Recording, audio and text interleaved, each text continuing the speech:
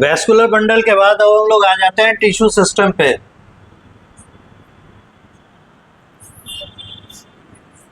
क्योंकि टिश्यूज का जो हिस्सा था वो हो चुका। टेस्ट में कहाँ से दे रहे हैं, कहाँ तक? आज टिश्यू सिस्टम में जहाँ तक पहुँच जाएंगे वहाँ तक। हाँ, तो अभी तक जो टिश्यू में पड़े वो तो 9th वाला था, उसी में थोड़ा सा प्लस माइनस करके 11th आ रहा था, ये बात अलग। वो एक्सेप्शनल होगा जो 9th को है ना, 8 के बाद सीधे 10th में। चलिए तो टिश्यू सिस्टम देखें, और हम लोग जानते हैं कि प्लांट्स में ऑर्गेनाइजेशन शुरू में ही देखे हैं कि सेल ऑर्गेनाइज होते हैं टिश्यू में, टिश्यू ऑर्गेनाइज होता है टिश्यू सिस्टम में। तो हम लोग उस लेवल पर आ गए। टिश्यू सिस्टम के बाद हम लोग अगला चैप्टर जब पढ़ेंगे मॉर्फोलॉजी, उसमें दिखेगा ऑर्गन कैसा होता है। और इस तरीके से जब ऑर्गन पता चल जाएगा, यानी ऑर्गेनिज्म पता चल जाएगा, तो प्लांट क्या है वो मालूम चल जाएगा। अब चलिए, टिश्यू सिस्टम इसमें 3 तरह का होता है। आप ऐसा कर लीजिए यहाँ पे, tissue system on the basis of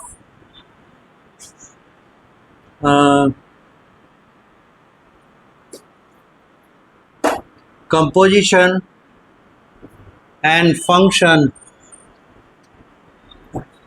and location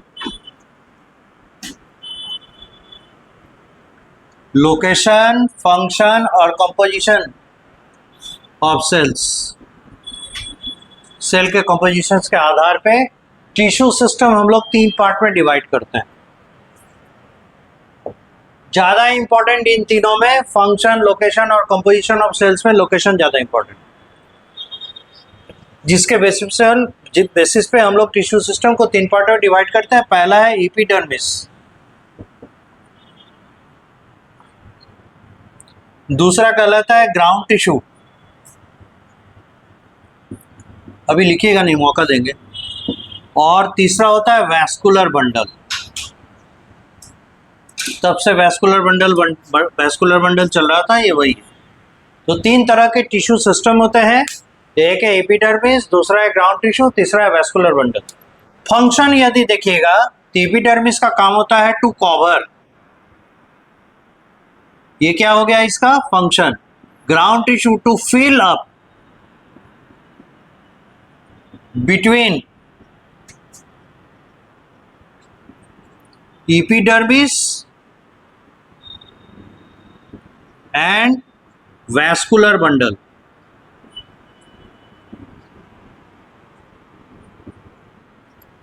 ये फिलर का काम करता है, फिलर टिश्यू है। और वैस्कुलर बंडल टू ट्रांसपोर्ट, तो दोनों तरह के ट्रांसपोर्ट इसके अंतर्गत आते हैं। तो ये जो हम लोग देखे एपिडर्मिस है ना, ग्राउंड टिश्यू, वैस्कुलर बंडल, इनका जो है ये है इनका फंक्शन, ये इसका फंक्शन फिलर की तरह काम करता है। ये ट्रांसपोर्ट करता है, ये इसका फंक्शन हो गया, ठीक है। और साथ ही साथ हम लोग को ये भी जानना चाहिए लोकेशन कहाँ पे पाया जाएगा। At the surface of organs, tissue system के मदद से जो ऑर्गन बनेंगे उन ऑर्गन के सरफेस पे पाया जाएगा। जैसे मान लेते हैं रूट है, रूट के सरफेस पे अपर लेयर पे पाया जाएगा। स्टेम है, स्टेम का सरफेस पे पाया जाएगा। लीफ के सरफेस पे पाई जाएगी। ये पाए जाएंगे कहाँ गया ground tissue, between epidermis and vascular bundle.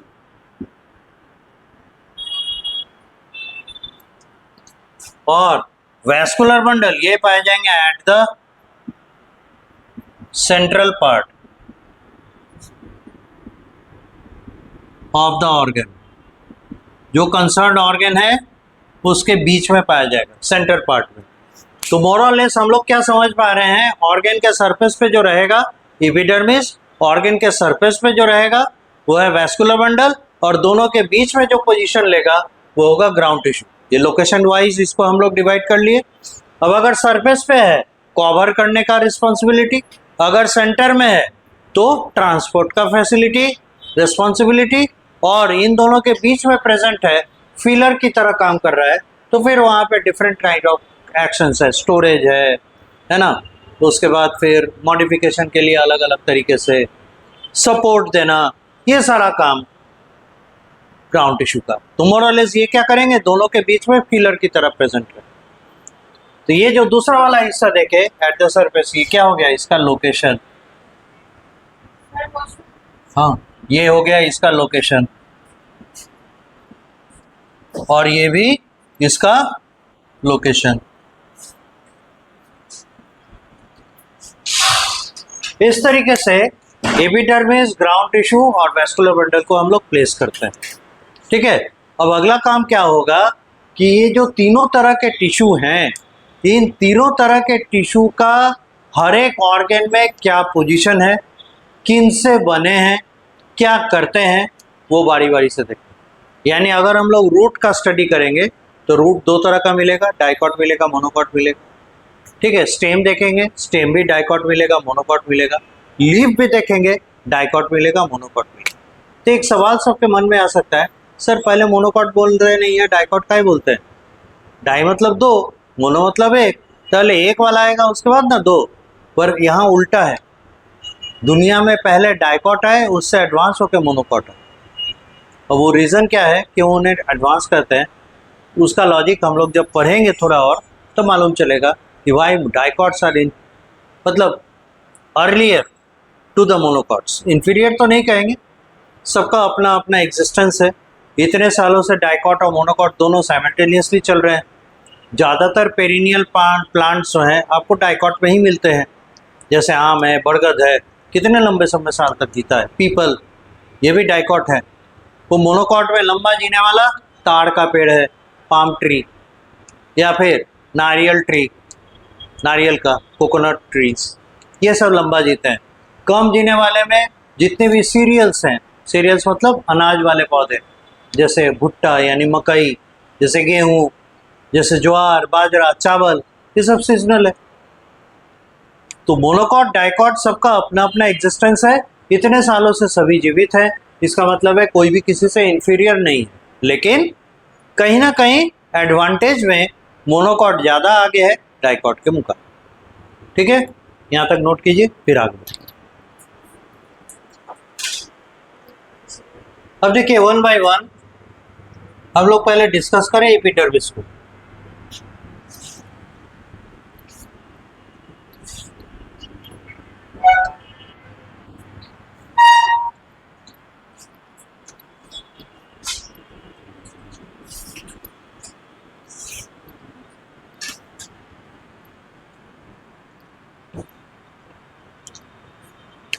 देखिए एपिडर्मिस जो है ना,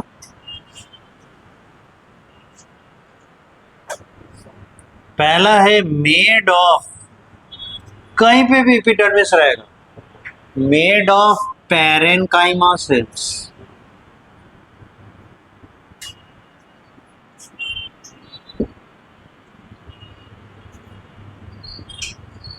पैरेन्काइमा होंगे, इसका मतलब लिविंग होगा। Cells are elongated in nature, ये लंबे होते हैं। ठीक है, elongated रहेगा। तीसरा, अपने नेचर के खिलाफ एपिडर्मिस के पैरेन्काइमा सेल्स में इंटरसेलुलर स्पेस नहीं होता, जबकि हम पैरेन्काइमा में देख चुके हैं ढेर बड़ा हुआ एकदम इतना इतना इंटरसेलुलर स्पेस रहता है। यहाँ एक्सेप्शन है, यहाँ नहीं रखता। इन क्या एट होना चाहिए, एट एपिडर्मिस। रीजन क्या है आप लोग खुद समझ पाएंगे। The parenchyma cells have no intercellular space. They are very closely placed. वो बहुत नज़दीक एक दूसरे के प्रेजेंट होते हैं, इंटरसेलुलर स्पेस नहीं रहता। आप खुद सोचिए, अगर हम एक टेबल क्लॉथ लेते हैं, पहले लिखिए नहीं, पहले समझ लीजिए। अगर मान लेते हैं इस बेंच को ढकने के लिए एक सुंदर सा टेबल क्लॉथ लेते हैं, ठीक है, किस लिए लिए हैं? ताकि कुछ भी ऊपर में लिक्विड है या कोई भी चीज़ है वो नीचे सड़क के नीचे वाला टेबल पे नहीं जाए, मतलब टेबल का जो टॉप सरफेस है उस पर नहीं जाए, उसको साफ रखने के लिए तो टेबल क्लॉथ लिए हैं। मान लीजिए गलती से पानी गिर गया, टेबल क्लॉथ उठाए, पता चला पूरा पानी नीचे से पसरा हुआ है, आपको अच्छा लगेगा? गुस्सा आएगा ना, कहेंगे ना कैसा टेबल क्लॉथ दे दिया है कि इसमें पूरा छेद है। पहला बात क्या बोलेंगे, इसमें छेद दे दिया। आप टेबल क्लॉथ इसका मतलब क्या चाहते हैं? Without any hole, without any gap. तो सोचिए, जो प्लांट के किसी ऑर्गन को कवर कर रहा है और उस कवरिंग एजेंट में गैप है, तो फिर कवर करने का क्या मतलब? माइक्रो ऑर्गेनिज्म से बचाना था, वो तो सब अंदर घुस जाएगा, फिर इस कवर का क्या फायदा? इसीलिए इसमें क्या होंगे? स्पेस, गैप नहीं होंगे। इनके पैरेन्काइमा के सेल्स क्लोजली प्लेस्ड होंगे ताकि किसी को भी अंदर आने का मौका नहीं मिले। ठीक है, समझ गए? नंबर 4, एट देयर सरफेस, यानी एपिडर्मिस के सरफेस पे, देयर कैन बी प्रोजेक्शंस, कुछ उभरा हुआ रहेगा, कुछ उठा हुआ रहेगा। मे बी हेयर लाइक और फाइन पोर bearing thread like structures और thorn या spines, कांटे, ये हो सकते हैं एपिडर्मिस के सरफेस पे। ठीक है, तो क्या क्या दिख रहा है? या तो हल्के बाल जैसे हेयर लाइक फाइन स्ट्रक्चर्स होंगे, या ऐसे छोटे छोटे पतले पतले फाइबर जैसे स्ट्रक्चर्स होंगे जिनमें कि छेद होगा, कुछ बाहर आ सकता है, लाइक टनल। टनल रहता है ना, टनल से एक चीज दूसरे तरह, एक जगह से दूसरी जगह चीज बाहर निकल सकता है सिक्रेशन होने के लिए, तो वो हो सकता है थ्रेड लाइक स्ट्रक्चर्स, या फिर वो चुभने वाले नुकीले स्ट्रक्चर्स हो सकते हैं। अभी कहाँ कहाँ कैसे कैसे वो देखिए। At root it has root hairs, अगर ये रूट है तो एपिडर्मिस पे क्या होगा? रूट हेयर होगा। और रूट हेयर क्या काम करेगा? They are absorptive in nature,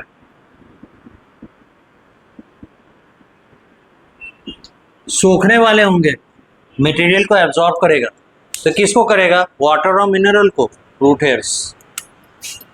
eight stem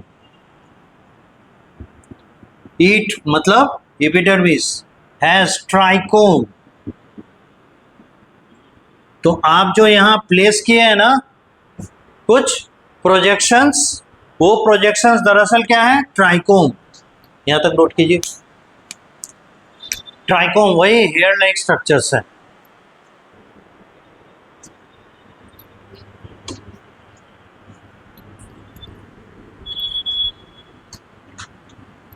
तो जैसा अभी आप देख रहे हैं, ये जो ट्राइकोम है, इन ट्राइकोम की खासियत क्या है? ये सिक्रेटरी होते हैं, क्योंकि ऊपर लिखा गया है इसमें क्या होते हैं?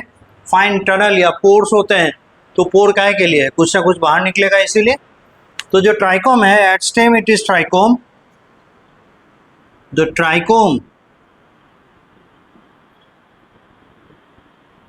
Are secretory in nature. और एक चीज समझ लीजिए, एपिडर्मिस है काय के लिए? सुरक्षा के लिए, ठीक है। तो प्रोटेक्शन कैसे देगा? हाथ पांव तो है नहीं कि किसी को भगा दे। तो ये आने वाले माइक्रो ऑर्गेनिज्म को या कीड़ों को, इंसेक्ट्स को, अनवांटेड जो इंसेक्ट्स हैं उनको अपने तक आने से रोक नहीं सकते, रोक तो नहीं पाएंगे। तो कैसे उससे लड़ेगा? उसको रिपेल कैसे करेगा? कुछ ऐसा केमिकल रिलीज करके जो केमिकल इनके लिए इरिटेंट हो। जैसे नहीं होता है फॉगिंग मशीन से क्या कहते हैं, फ्यूम छोड़ता जाता है, तो हम लोग को दिक्कत होती है, तो मच्छर कैसे रहेगा? तो इंसेक्ट्स भाग जाते हैं उससे। उसी तरह से ये क्या करते हैं, कुछ ऐसे वोलेटाइल केमिकल्स रिलीज करते हैं जो कि इंसेक्ट रिपेलेंट होते हैं। इसलिए देखिएगा नीम के पेड़ पे कभी भी कीड़ा मकोड़ा नहीं लगता है। रीज़न क्या है? वो अपने ट्राइकोम के मदद से ऐसे कुछ वोलेटाइल केमिकल्स रिलीज करते हैं जिनसे कि वहाँ पे इंसेक्ट का जमघट नहीं लग सकता।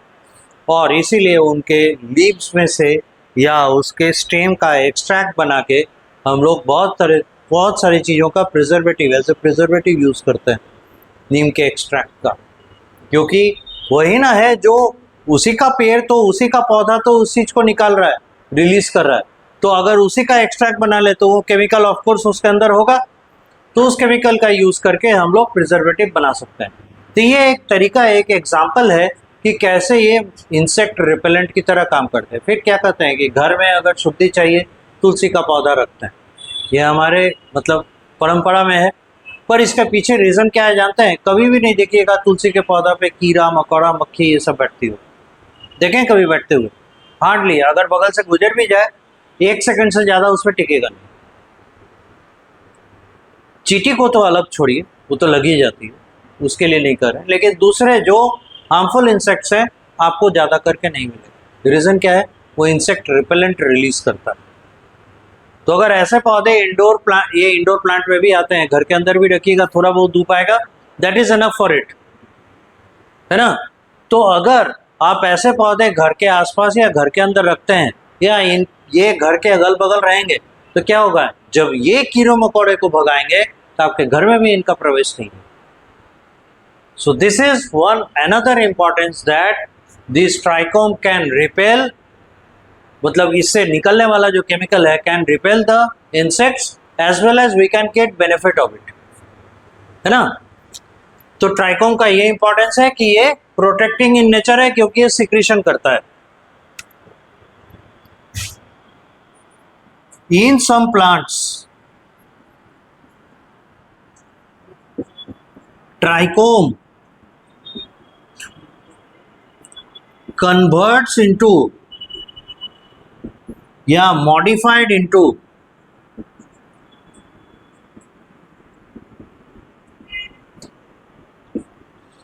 hard sharp structure, कड़े और चुभने वाले स्ट्रक्चर में कन्वर्ट कर जाता है, कॉल्ड थॉर्न।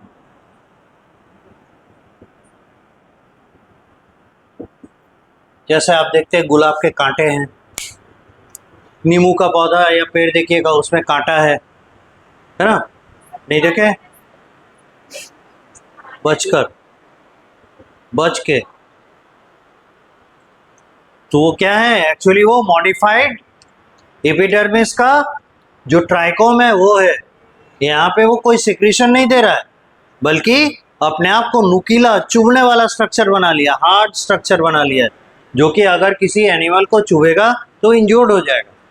तो इससे क्या होगा? उसका प्लांट सुरक्षित रहेगा। तो देखते हैं कोई गुलाब का पौधा को खाने के लिए कोई जानवर जाता है? नींबू का पौधा, नींबू का पेड़ इतना हरा भरा होता है, कितना ग्रीन होता है, किसी भी जानवर को लालच आएगा जो पेड़ पौधे खाते हैं, जो भी ग्रेजर है, पर कभी नहीं जाएगा। इतने थॉर्न्स हैं जो इंजर्ड हो जाएगा। तो इस तरीके से ये क्या करता है? खुद को प्रोटेक्ट कर पाता है। और ये किसकी देन है? Epidermis. So this is how epidermis has protection giving habits.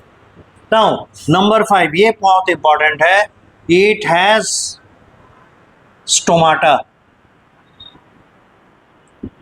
तो कहीं पे भी अगर स्टोमाटा दिखता है तो एपिडर्मिस में ही दिखता है, पर स्टोमाटा का प्लेसमेंट हर जगह लॉजिकल होता है। अब बताइए, रूट पे स्टोमाटा कभी मिलेगा? नहीं। स्टेम में मिलेगा?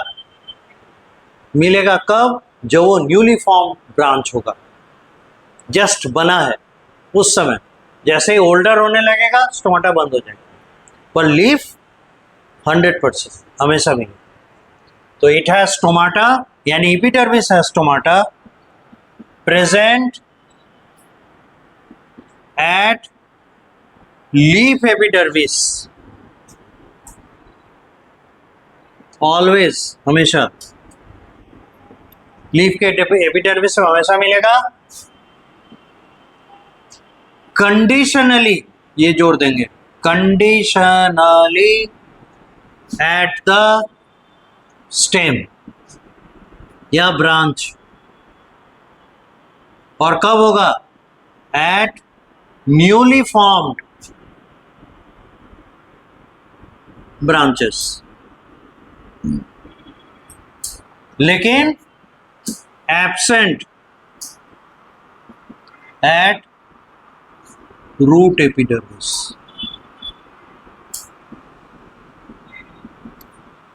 समझ में आ गया?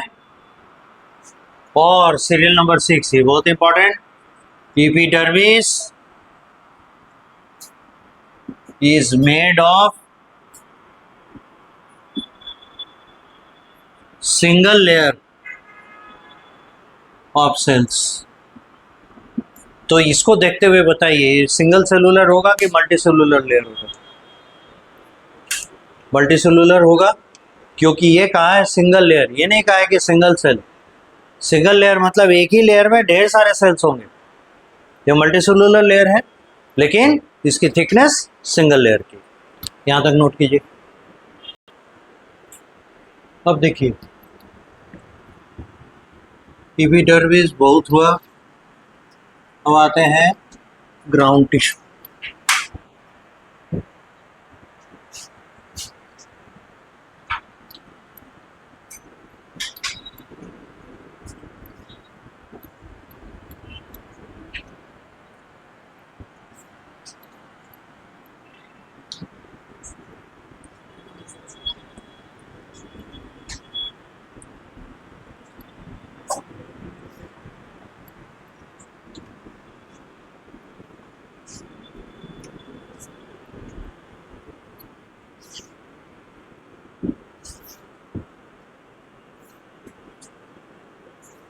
तो अगर कोई बोले कि एपिडर्मिस का कोई 3 इंपॉर्टेंट कैरेक्टर बताइए, क्या बताइएगा?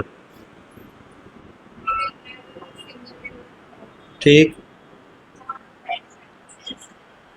हाँ हाँ, 2 हुआ।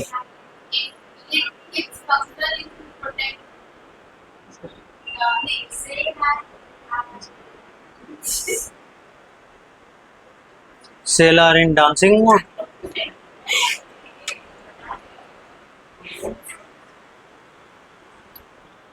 NB noted by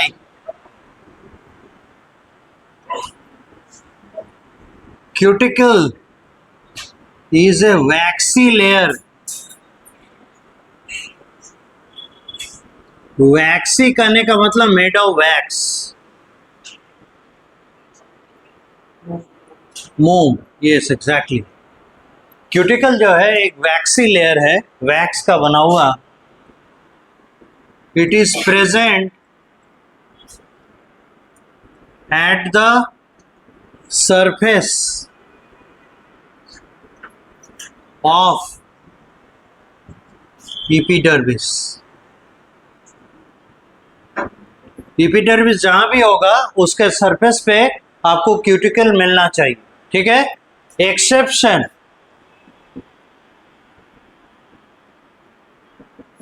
root epidermis.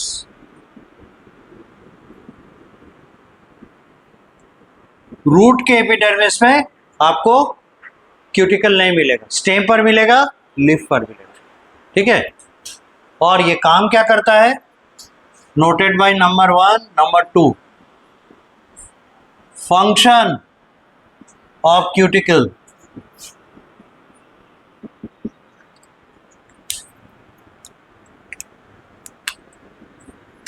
Keeps the underlying cells dry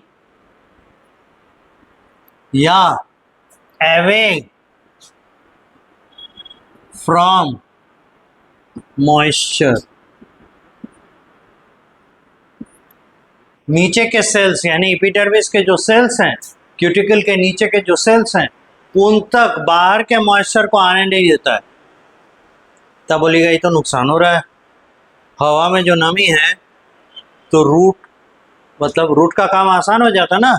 stem और लीफ पे नमी तो टकरा रही है, तो एपिडर्मिस नहीं होता तो हवा से ही पानी सोख लेता तो फायदा हो जाता, रूट पे इतना प्रेशर नहीं पड़ता। पर क्या आप जानते हैं कि अगर इसको एटमॉस्फेरिक एयर मिलेगा, उसके साथ बहुत तरह के फंगल मटेरियल्स यानी फंगस और बैक्टीरिया यानी बहुत तरह के माइक्रो ऑर्गेनिजम्स पैथोजेंस भी मिलेंगे, तो वो पैथोजन वाटर के साथ आएगा तो वाटर इसको मिलेगा जरूर, लेकिन पैथोजेनिक अटैक होगा उससे कौन बचाएगा? तो एपिडर्मिस का तो काम ही खराब हो जाएगा। इसीलिए जो एक्सपोज पोर्शन है यानी लीफ और स्टेम, उसको इनके पैथोजेनिक अटैक से बचाने के लिए क्यूटिकल का प्रेजेंस होता है। तो पानी नहीं आने दे रही है, डिसएडवांटेज नहीं है बल्कि एडवांटेज है। ड्राई एरिया में माइक्रो ऑर्गेनिज्म नहीं पनपते हैं। इसलिए देखिएगा, अगर किसी को स्किन इन्फेक्शन होता है, most of the time skin infection जो है वो फंगल अटैक से होता है, फंगस इन्फेक्शन है। तो फंगस का सबसे बड़ा ड्रॉबैक क्या है कि वो वाटर डिपेंडेंट है बहुत ज़्यादा, उसको मॉइस्चर चाहिए जिंदा रहने के लिए।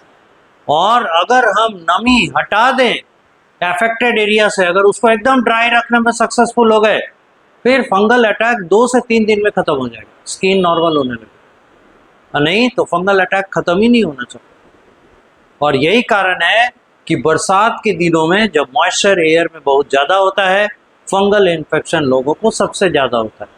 सेकेंड लार्जेस्ट फंगल अटैक होता है जाड़े के दिनों में, जिस समय क्या होता है, क्या कहते हैं, नमी तो होती ही है, सनलाइट का एक्सपोजर कम मिलता है, लोग कम क्लीनलीनेस को फॉलो करते हैं, हाइजीनिक कंडीशन कम फॉलो करते हैं, इसलिए फंगल अटैक जाड़े के दिनों में भी बहुत होता है। गर्मी में नहीं हो पाता है, उसके पीछे रीजन क्या है, ड्राई वेदर रहता है, तो इसलिए उतने वार्म क्लाइमेट में उसका पनपना बड़ा मुश्किल होता है। ह्यूमिड एंड वार्म ये उसके लिए वरदान है।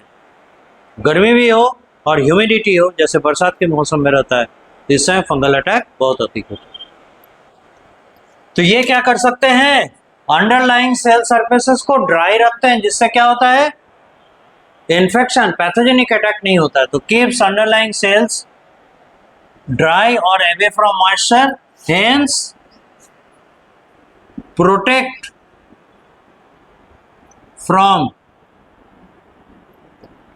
Pathogenic attack.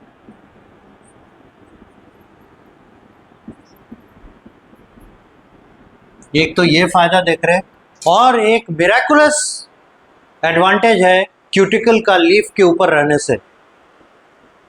कभी देखिएगा धूप में अगर कोई बाइक खड़ा है तो एक हिस्सा उसका सीट और दूसरा उसका बैक मिरर, दो देखने लायक होगा। अगर आप बैक मिरर टच कीजिएगा, जहाँ पे शीशा है, ग्लास है, वहाँ पे कंपैरेटिवली टेम्परेचर कम मिलेगा, गर्म तो होगा पर टेम्परेचर कम मिलेगा in comparison to seat. Seat छू के देखिएगा, आपको लगेगा जैसे हाथ जल गया, लेकिन शीशा छूने से वैसा महसूस नहीं होगा। रीजन जानते हैं क्या है, सनलाइट को रिफ्लेक्ट करने का कैपेसिटी मिरर में सबसे अधिक है। तो जब लाइट लंबे समय तक रहेगा ही नहीं तो हीट इम्पार्ट क्या करेगा, इसलिए हीट क्या होता है, रेडिएट कर जाता है, रिफ्लेक्ट कर जाता है। और क्यूटिकल लीफ के सरफेस को शाइनी बनाता है, देखते होंगे जैसे आम का पत्ता है, केला का पत्ता है, देख के ही समझ में आ जाता है ये ऊपर रहा होगा ये नीचे वाला है। जो नीचे वाला हिस्सा है वो शाइन नहीं करता है, रफ होता है, और ऊपर वाला हिस्सा देखिएगा शाइनी होता है। ठीक है, तो वहां पे एक्चुअली क्यों शाइनी है, क्यूटिकल है, और ये वैक्सी लेयर है, मोम जैसा लेयर है। मोम का पानी से दुश्मनी है, पानी को टिकने देगा, नहीं देगा, पानी को भी नहीं टिकने देगा, और चमक होने के कारण ये लीफ के सरफेस को उतना गर्म नहीं होने देता है, नहीं तो इतने धूप में पेड़ पौधा जो खड़ा है सूख के मर गया होता। तो अपना प्रोटेक्शन करता है इस तरीके से क्यूटिकल के मदद से। समझ गए? तो दूसरा बेनिफिट है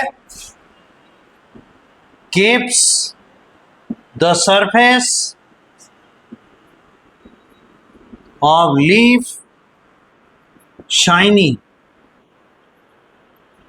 and so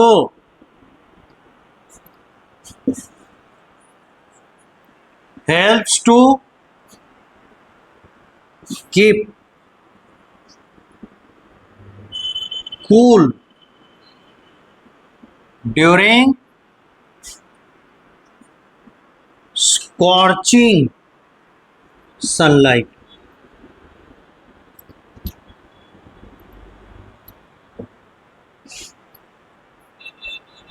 स्कॉर्चिंग मतलब कड़ी धूप, स्कॉर्चिंग सनलाइट यूज होता है टर्म। स्कॉर्चिंग सनलाइट मतलब हो गया कड़ी धूप में, उसको अपने आप को कम टेम्परेचर राइज करने के लिए मदद करता है। यह है क्यूटिकल का फंक्शन। अब बताइए तीन क्या क्या कैरेक्टर हमको दिखाई पड़ेंगे एपिडर्मिस पे। पहला, single layer of cells, cuticle दिखेगा, रूट पे क्यूटिकल नहीं दिखेगा, पैरेन्काइमा सेल्स होंगे और हमको हेयर्स मिलेंगे। तो रूट पे हेयर्स मिलेंगे, स्टेम में मिलेंगे, लीफ पे न भी मिल सकते हैं, मिल भी सकते हैं, डिपेंड करता है किस तरह का लीफ है। हाँ, तो ये सभी कैरेक्टर्स हैं एपिडर्मिस के, देख के हम उनको पहचान सकते हैं। ठीक है, नोट कीजिए।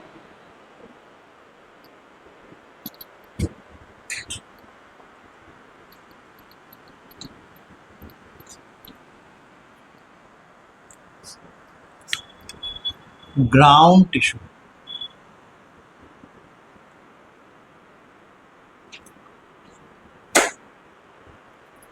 एपिडर्मिस से पहला लेवल डिफरेंस देखिएगा। This tissue consists of parenchyma, यहां तो सिमिलर हो गया, collenchyma and sclerenchyma tissues.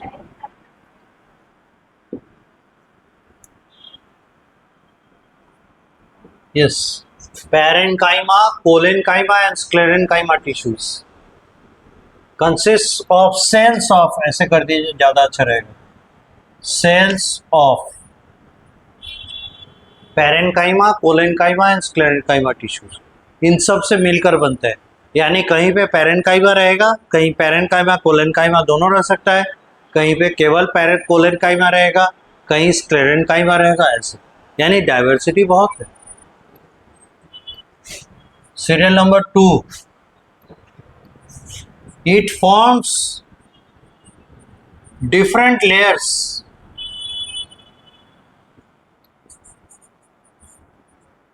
as it is a multi-layered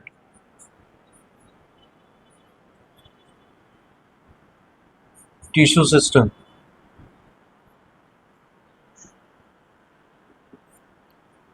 epidermis क्या था? सिंगल लेयर टिश्यू सिस्टम था, ये मल्टी लेयर टिश्यू सिस्टम है। ठीक है, और इसीलिए कहीं पे कुछ बनाते हैं। इट फॉर्म्स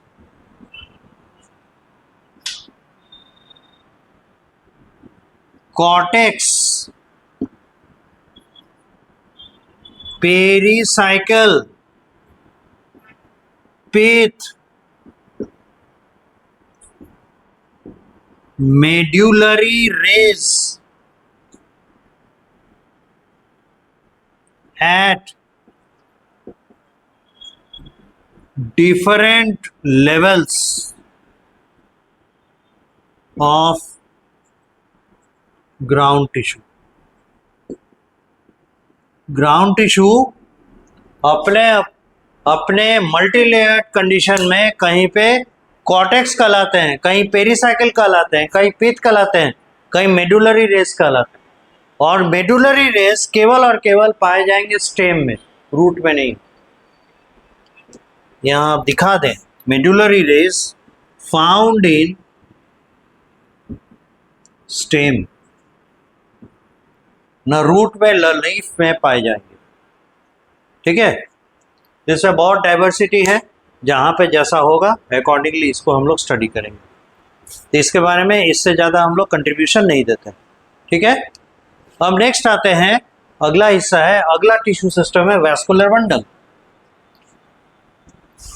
अभी मत लिखिए, है ना, एक ही बार में लिखिएगा, फिर उसको कीप कूल। ये तो हटा सकते हैं, ये तो एपिडर्मिस का हिस्सा। और देखिएगा वैस्कुलर बंडल में जो बातें बताएंगे, अगर आप लोग पढ़े होंगे घर पे जाके एक बार, तो एक बार भी पढ़े होंगे तो लगेगा कि हाँ ये देखा हुआ है, नहीं तो लगेगा ये तो अनजाना चीज है।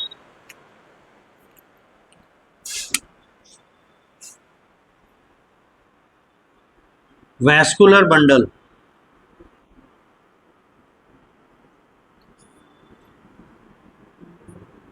Made of xylem and phloem. ठीक, इन root it is radial.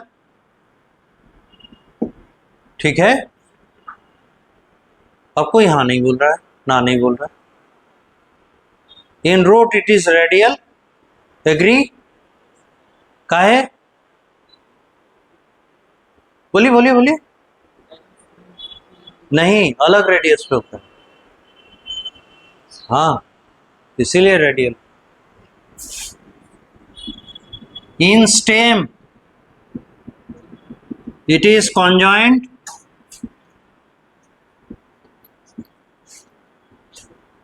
May be open, क्या हो जाएगा? Dicot stem,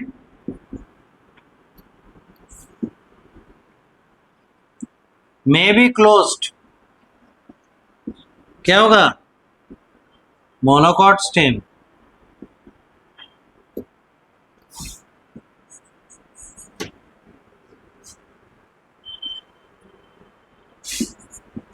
In leaf,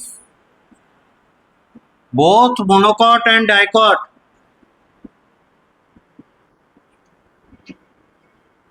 vascular bundle is ...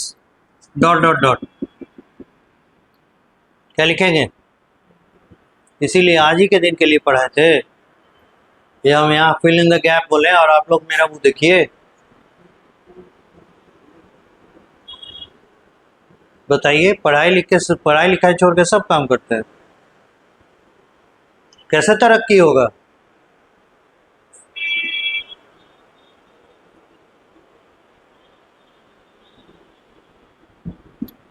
conjoint,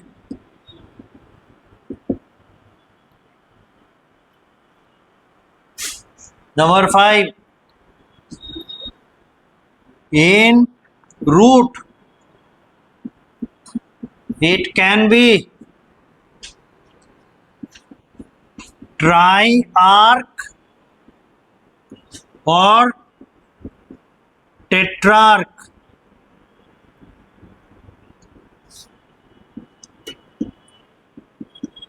Dicot root, it can be polyarch,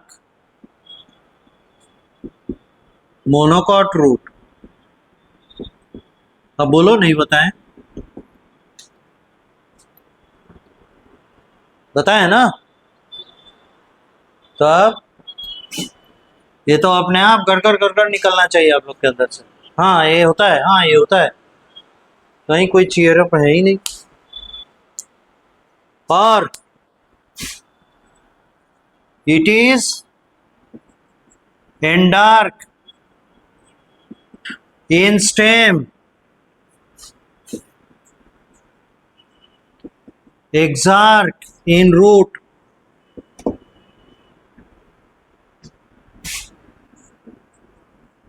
leaf has also क्या? exarch क्या एंडार्क? एंडार्क, ये चलिए सही बोला। And dark xylem. तो ये सभी जो आप लिखे हैं टेट्रार्क, पॉलीआर्क, ये सब जाइलम का गुण है,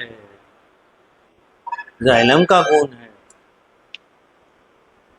क्यों? प्रोटोजाइलम मेटाजाइलम वाली बात याद है या भूल गए?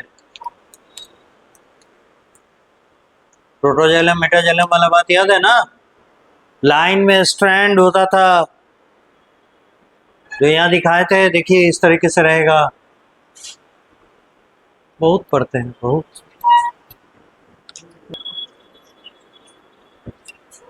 अब देखिए वैस्कुलर बंडल के सारे गुण धर्म हमारे सामने। अब हम लोग शुरू करें एनाटॉमी देखना रूट का। तो एक बात ध्यान से सुनिए, ये है पूरा पूरा डायग्राम बेस्ड एनाटॉमी जो पढ़ेंगे, रूट का, स्टेम का, लीफ का, पूरा डायग्राम बेस्ड है। तो जहां पे भी आपका पन्ना रुका हुआ है वहीं उसको छोड़ के फ्रेश पेज में डायग्राम बनाना शुरू करेंगे, और डायग्राम के नीचे नहीं लिखेंगे क्योंकि डायग्राम यहां से शुरू होगा यहां तक चलेगा, पूरा एक पन्ना लग जाएगा। ठीक है, तो फ्रेश पेज में डायग्राम बनाना शुरू कीजिए।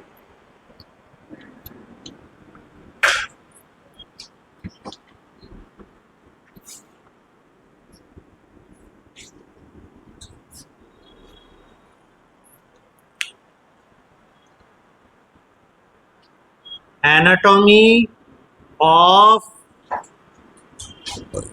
डाइकॉट रूट,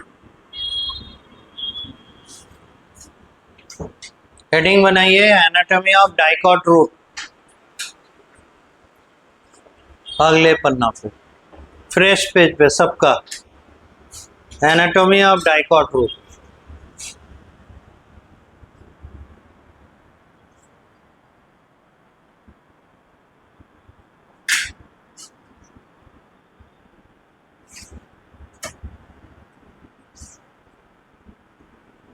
बताइए इसमें ये कौन सा लेयर होगा? एपिडर्मिस। ये सेल्स कैसे होंगे?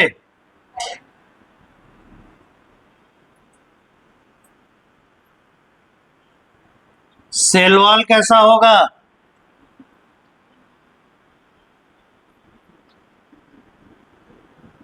ये है बोलता हुआ डायग्राम, बोली तो रहा है। इंटरसेलुलर स्पेस कैसे होंगे? बोलिए, डायग्राम बोल रहा है कि हम बोलेंगे? आप लोग बोल ही नहीं रहे। कैसा होगा? नेल नहीं होगा ना। और ये कैसा दिखाई दे रहा है? धागे जैसा स्ट्रक्चर क्या होगा?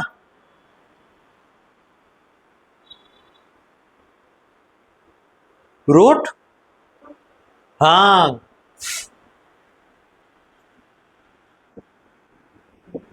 ये पूछना हो गया, कॉन्फिडेंस नहीं था इसमें। इतने सारी चीजें हम लोग को दिखाई देंगी इसके एपिडर्मिस पे। ठीक है, बनाइए रूट डाइकॉट, उसका चल रहा है एनाटॉमी। एनाटॉमी यहां पढ़ने का मतलब है जितने टिश्यूज है सभी टिश्यूज को देखना कि वो कैसे हैं।